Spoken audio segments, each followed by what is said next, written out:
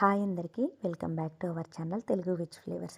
ఈరోజు వీడియోలో చిక్కుడుగాయ నిలువ పచ్చడిని ఎలా చేయాలో చూపించబోతున్నాను. ఇది సరైన పద్ధతిలో చేస్తే దగ్గర దగ్గర 5 నెలల వరకు నిల్వ ఉంటుంది. దీంతో మనం రకరకాల కర్రీలు చేస్తూ ఉంటాము, రెసిపీలు చేస్తూ ఉంటాము.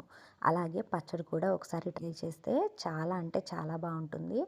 ఆవకాయ పచ్చడికి సరిసమానంగా తూగుతుంది.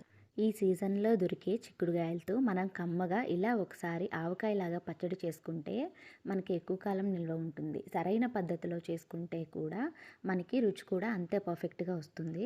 లేట్ చేయకుండా మనం ఈ చిక్కుడుగాయ నిల్వ పచ్చడి ఎలా చేయాలో ప్రాసెస్లోకి అయితే వెళ్ళిపోదాము.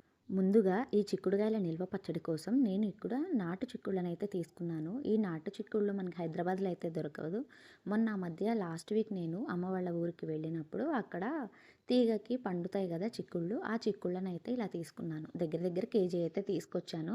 దానిలో కొన్ని కర్రీకి అయితే వాడేశాను, మిగతావి ఇలా పచ్చడి కోసం తీసాను అనమాట. నీట్గా వాష్ చేసుకొని పక్కన పెట్టేసుకున్నాను ఈనెలు తీసేసి. నెక్స్ట్ ఒక పెద్ద కళాయిలో ఇలా నేను అర లీటర్ పైనే అంటే హాఫ్ కేజీ 3/4 కేజీ వరకు నేను ఇలా ఆయిల్ అయితే పోసేసుకున్నాను. అది కూడా మంచి శనగ నూనె అయితే పోసుకోవాలి. ఇక్కడ ఆయిల్ కొంచెం వేడెక్కిన తర్వాత మనం ఈనెలు తీసి పక్కన పెట్టుకున్న చిక్కుళ్ళనైతే ఇలా మనం కొంచెం కొంచెంగా దానిలో వేసి వీటిని లో టు మీడియం ఫ్లేమ్ వరకు మనం అడ్జస్ట్ చేసుకుంటూ వీటిని ఇలా మగ్గించుకోవాల్సి ఉంటుంది. మనకి బయట మార్కెట్లో ఎక్కువగా హైబ్రిడ్ చిక్కుళ్ళే దొరుకుతూ ఉంటాయి. కానీ హైబ్రిడ్ చిక్కుళ్ళతో కన్నా ఇలా నాటు చిక్కుళ్ళతో పచ్చడి పెడితే చాలా బాగుంటుంది, రుచిగా ఉంటుంది. ఎందుకంటే లోపల గింజ అనేది కూడా కొంచెం లావుగా ఉంటుంది. హైబ్రిడ్ చిక్కుళ్ళలో మనకి గింజ అనేది సన్నగా ఉంటుంది, తోలు అనేది మందంగా ఉంటుంది. అవి మగ్గడం కూడా చాలా టైం తీసుకుంటాయి. అలా కాకుండా నాటు చిక్కుళ్ళతో ఇలా చేస్తే మనకి తోలు కూడా చకచకా ఉడికిపోతుందనమాట. బాగా మగ్గుతుంది, ఈజీగా మగ్గుతుంది తక్కువ టైంలో.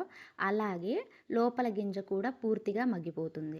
ఇక్కడ నేను దగ్గర దగ్గర ఒక 800 గ్రామ్స్ వరకు చిక్కుళ్ళు అయితే తీసుకున్నాను.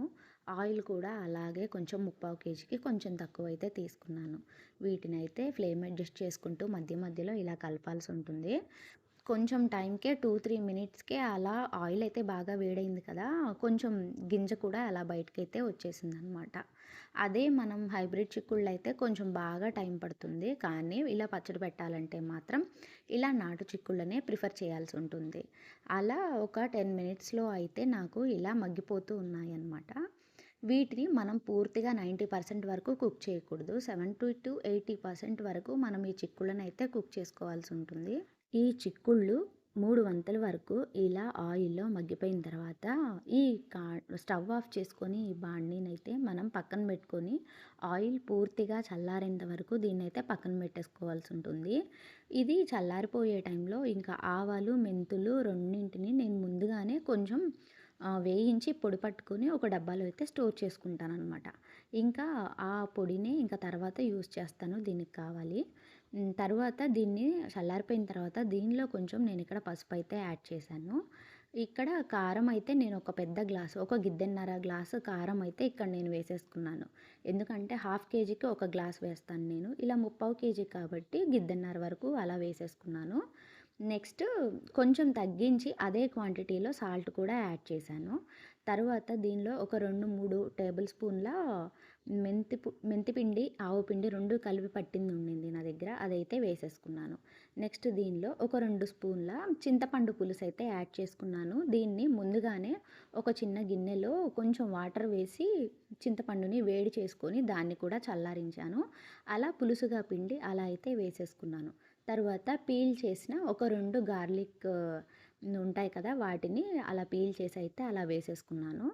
అంతే. ఇప్పుడు మొత్తము కారము, ఉప్పు పూర్తిగా చిక్కుళ్ళకి పట్టే విధంగా మొత్తం అయితే మనం అలా కలుపుకోవాల్సి ఉంటుంది. ఇది మనకి పచ్చడి తినడానికి రెడీ అవ్వడానికి 3 డేస్ పైనే టైం పడుతుంది.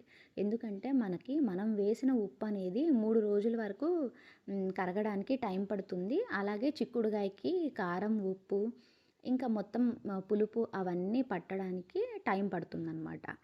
కొంతమంది ఏంటంటే దీనిలో చింతపండు పులుసుకి బదులుగా నిమ్మకాయ కూడా పిండుతూ ఉంటారు. కానీ నిమ్మకాయ పిండే బదులు ఇలా చింతపండు పులుసు పిండితేనే పచ్చడి అనేది చాలా రుచిగా ఉంటుంది. ఇలా చిక్కుడుగాయ నిలవ పచ్చడిని సరైన పద్ధతిలో ఇలా పెట్టుకుంటే మనకి దగ్గర దగ్గర 5, 6 నెలల వరకు నిలువ ఉంటుంది. దీన్ని సరైన కొలతలతో ఇలా ట్రై చేయండి ఒకసారి. ఈ పచ్చడి అయితే చాలా చాలా బాగుంటుంది. అది కూడా నాటు చిక్కుళ్ళతో వీలైనంత వరకు ట్రై చేయండి. నేను చేసిన చిక్కుడుగాయ నిల్వ పచ్చడి వీడియో మీకు నచ్చిందని అనుకుంటున్నాను. వీడియో నచ్చితే తప్పకుండా లైక్ చేయండి. మా ఛానల్ని సబ్స్క్రైబ్ చేసుకోండి.